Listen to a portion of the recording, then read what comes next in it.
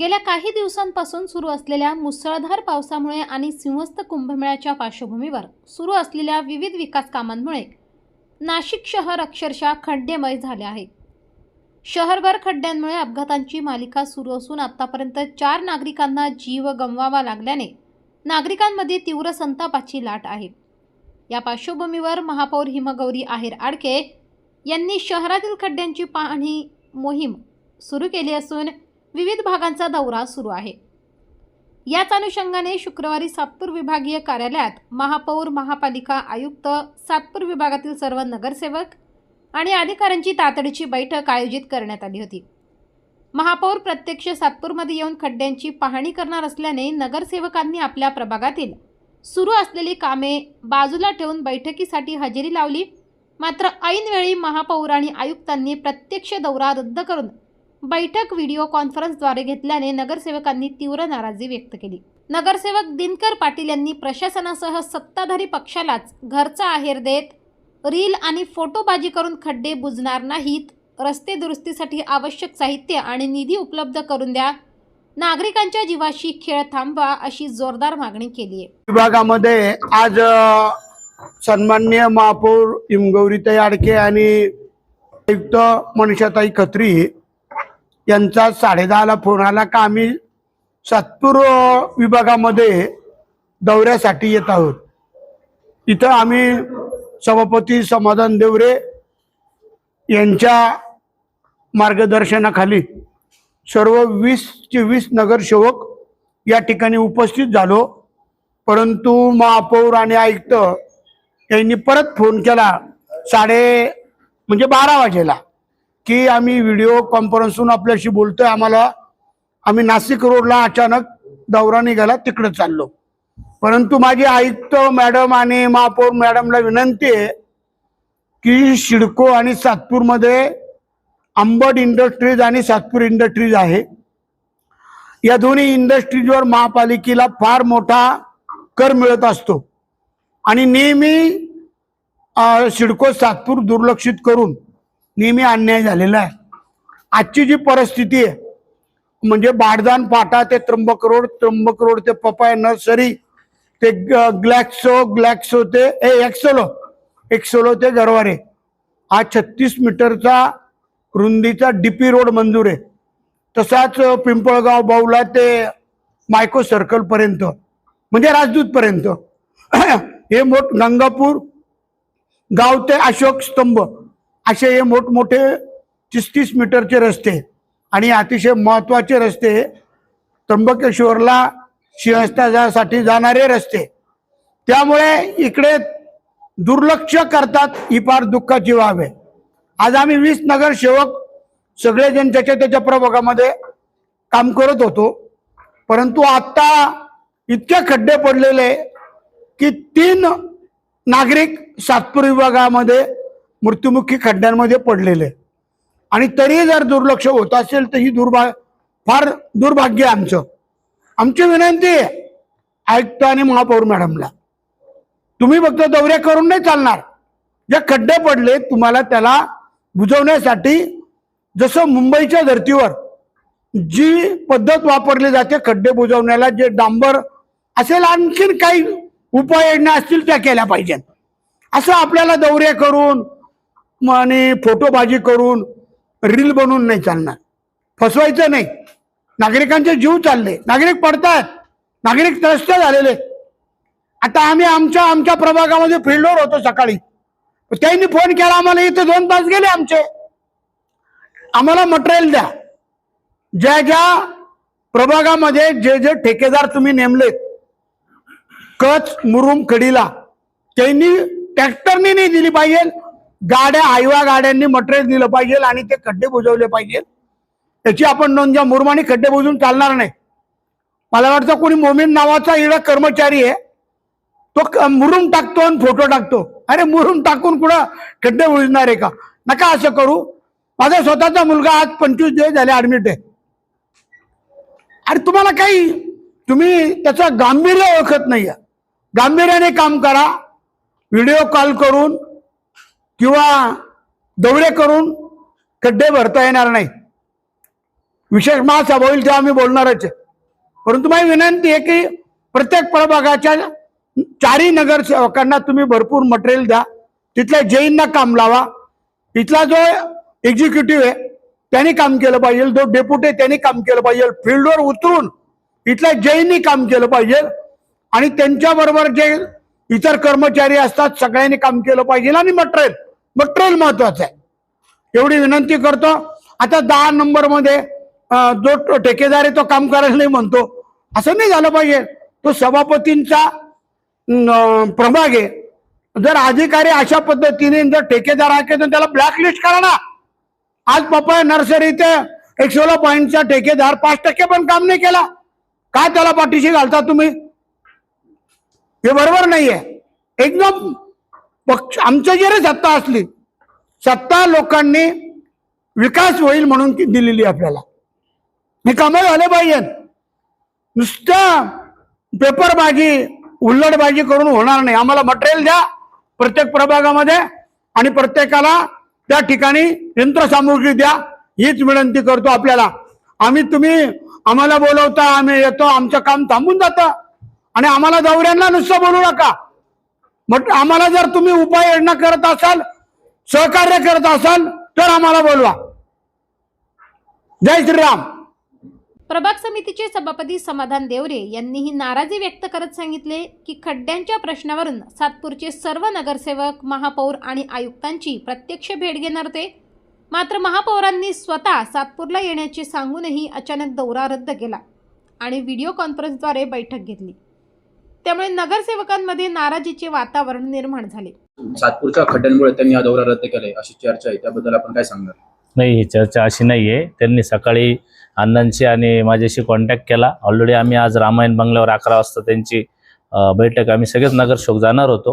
परंतु मॅडमचा त्यांनी सांगितलं की नका, एवढे 20 नगरसेवक तिकडे येण्यापेक्षा आम्हीच दोघं तिकडे येतो आणि तुम्ही सगळे विभागीय, अण्णांच्याकडेच मिटिंग होती. अण्णाच बोलले की विभागीय कार्यालयाची बिल्डिंग पण आपली फार गळते, चांगले चांगले डॉक्युमेंट आपले ओले होते, ही बिल्डिंग पण आपल्याला दाखवायची आहे आयुक्तांना आणि महापौर मॅडमला, म्हणून आम्ही बैठक या ठिकाणी मांडली होती. पण अचानक फोन आला, आम्ही वाट बघतोय रस्त्याने येत आहेत बॉ असं म्हणून सगळे नगरसेवक बसलो होतो. परंतु अचानक फोन आला आणि त्यांनी सांगितलं की आपण व्हिडिओ कॉन्फरन्सद्वारे ही मीटिंग घेऊ. आम्हाला अर्जंट नाशिक रोडला जावं लागलं. माहित नाही काय त्यांचा इमर्जन्सी आला, माहित नाही. परंतु रस्त्याचे कामं चालतात, काही ठिकाणी अक्षरशः डंपरमध्ये सिमेंट हे मिश्रण करून रस्त्यावर रस्त्याचे काही फोटो सोशल मीडियावरती व्हायरल झाले. आपला अधिकाऱ्यांवर वचक नाही का, वजन नाही का, अंकुश नाही, आपण याबद्दल काय सांगणार? आता ही बातमी खरं तुमच्या माध्यमातून आम्हाला माहीत पडली. आम्ही लवकरच अधिकाऱ्यांशी चर्चा करतो. असं जर काही प्रकार घडत असेल तर आपण अधिकाऱ्यांना त्याचा जाब विचारू नक्कीच. व्हिडिओ कॉन्फरन्सिंग खड्डे बुजणार का? नाही, असं व्हिडिओ कॉन्फरन्स नाही. त्यांनी खड्डे बुजण्यासाठी व्हिडिओ कॉन्फरन्स नाही केला. त्यांनी याच्यासाठी कॉन्फरन्स केला की उद्या शनिवार रविवार आहे, आजचा दौरा हा आपण उद्या करू, किंवा भागवत भाऊंनी सांगितलं की आज सायंकाळपासूनच आम्हाला मुरुम जे काही असेल GSB आणण्यासाठी GSBवर खड्डे बुजले जातील. तर त्यांनी सांगितलं की तुम्ही सगळ्यांनी ठरवा, आम्ही त्या कॉन्ट्रॅक्टरला पाठवतो आणि आज सायंकाळपासून, म्हणजे अण्णाने नंतर सांगितलं सायंकाळ पण नको, आत्तापासूनच GSB पाठवा आणि खड्डे भरायला सुरुवात करा. परंतु महापौर मॅडमने सांगितलं तुम्ही काम चालू करा, उद्या आम्ही परत दौरा करू. त्याच्यावर चांगलं जे नियोजन केलं. मी सभापती या नात्याने त्यांना एक विनंती केली आहे सगळ्या नगरसेवकांच्या वतीने की जर का हे जे कंटेनर मोठे हेवी वाहन जर आपण त्याचा जो काही रूटच जर चेंज केला तर हा जो काही लिंक रोडचा जो काही ॲक्सिडेंट होण्याचं प्रमाण आणि खड्डे जे काही GSB टाकल्यावर बी ते लोडेड गाड्या ते उघडून टाका 1-2 दिवसामध्ये. जर का आपण विल्लोळी मार्गे जर का ट्रॉफिक चेंज केली तर मोठे वाहनांना प्रवेशच द्यायचं नाही इकडं, ते MIDC डायरेक्ट परस्पर जातील. असं जर केलं तर नक्कीच त्या रोडचं काम थोडं लवकर होईल. आणि मॅडम बोलली की त्या ट्रॅफिकवाल्यांशी बोलून सगळ्या नगरसेवकांची उद्या चर्चा करून त्या सुद्धा गोष्ट आपण करणार आहोत. नगरसेवकांना महापौर असतील, आयुक्त असतील किंवा शहराचे जे मुख्य स्वतःला मंत्री म्हणतात त्यांच्या माध्यमातून या ठिकाणी बसून ठेवून चाललं. नागपूरचं महत्व, नगरसेवकांचं महत्व कमी करण्याचा प्रयत्न होतोय का?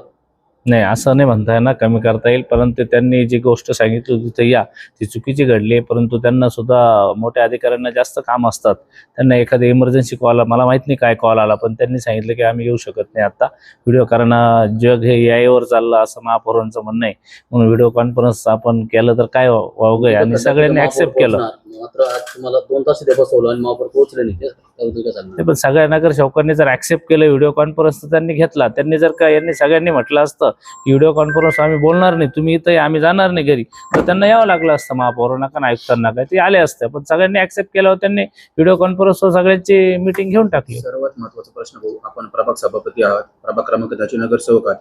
जर आपलंच अधिकारी लोक जर ऐकत नसेल, आपल्याला टाइमवरती प्रभागामध्ये मटेरियल मिळत नसेल, तर बाकीच्या नगरसेवकांना अधिकारी कशा प्रकारे वागणूक देत असतील? अधिकाऱ्यांना आणि अशा अधिकाऱ्यांना आपण ब्लॅकलिस्ट का करत नाही, हा सर्वात महत्वाचा प्रश्न आहे. अधिकाऱ्यांना ब्लॅकलिस्ट करण्याचा अधिकार आम्हाला नसतो, हा महासभेवर होत असतो. परंतु अधिकाऱ्यांना जेव्हा आम्ही कॉन्ट्रॅक्टरला बोलवलं, तो कॉन्ट्रॅक्टर ते काम करायला नाही म्हटला, अधिकाऱ्यांच्या समोर नाही म्हटला, तर अधिकाऱ्यांनी ऍक्शन घेतली की तुम्ही नगरसेवकांचं पत्र द्या, आम्ही त्याला ब्लॅकलिस्ट करू. अधिकारी तो नाही म्हटला करायला, परंतु पत्र द्या तुम्ही चौघांचं. एका नगरसेवकाच्या पत्राने प्रभागाचं डिसिजन होत नाही, म्हणून आम्ही 4 नगरसेवक आज पत्र देऊन जो कॉन्ट्रॅक्टर काम करणार नाही, बाकी मला तर असं वाटतं की 8, 9, 11 आणि 26चे जे कॉन्ट्रॅक्टर ते करायला तयार झालेत असा मेसेज आहे मला. आपला यांचा डेप्युटी 10 मध्ये एक नायर म्हणून एक कोणी कॉन्ट्रॅक्टर मॅडम आहे, ती बोलली वर्क ऑर्डर नसली आणि आधी काम केलं तर आमच्या बिलांना प्रॉब्लेम येतो, बिलं पास होत नाही. आम्ही आयुक्त मॅडमकडे आज जाणार आहे, तुम्ही त्यांची बिलं पास करणार नाही का? आपण जर गुगल मॅपवर फोटो घेऊ त्यांचे जेवढे काही गाड्या येतील, डंपर येतील, तर ते काम चालू झालं पाहिजे ना. दयनीय अवस्था झालेली आहे इतिहासात पहिल्यांदाच का रस्ते तर होतच नाही, मात्र खड्डे देखील बुजवले जात नाही. विनंती करावी लागते, आयुक्त असतील, महापौर असतील. दयनीय अवस्था नाही झालेली, परंतु पाऊस आणि रस्त्यांचं कुंभमेळ्याचे कामं हे एकत्र सांगड झालेली आहे.